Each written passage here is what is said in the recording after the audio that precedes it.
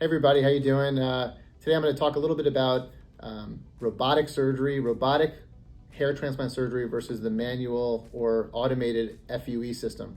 And as a prop for this talk, I actually brought my friend here, R2D2, because he's a robot.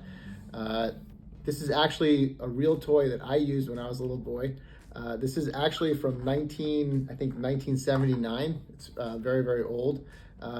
It was produced decades before I was actually born. I'm just kidding.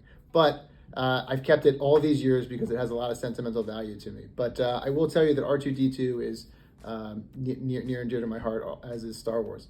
As far as robotic surgery is concerned, as far as the FUE is concerned versus the robotic surgery, there's pluses and minuses to everything. I will tell you that I know many doctors who do the robotic technique. I don't think there's anything wrong with it. I will say there's a couple things I don't like about it.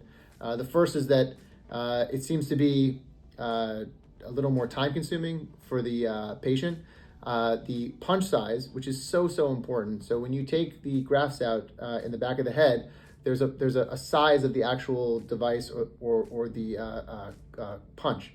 The punch size for the robotic surgery procedure is generally quite a bit larger than the one that we use. We use one that's about half the size. Ours is about 0.5 or 0.6 millimeters. The one for robotic surgery is a little bit bigger, so it's more visible in the back of the head after the procedure. You can see the punches a little more readily. Whenever I see a patient who has had a robotic procedure, I always know immediately that they've had one because the punch size is a little bit larger.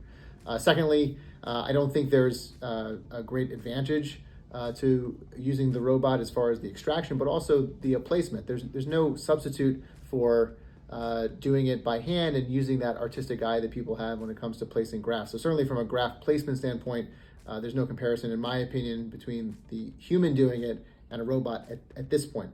And then the last thing that's an important consideration for a lot of individuals is the fact that the robotic transplant procedures are generally more expensive. The machine is many hundreds of thousands of dollars. Typically there's a surcharge per each case. So that the cost to the patient is usually higher in most scenarios. So for all those reasons, I don't think we're quite there yet with the robot, no offense, but I do believe that in the future, it probably is going to be the way to go. But at this point, I don't recommend it, and I don't like to use it in my practice, but I thought maybe it was informative to at least tell people all the reasons why I don't like using it at this point. Thanks.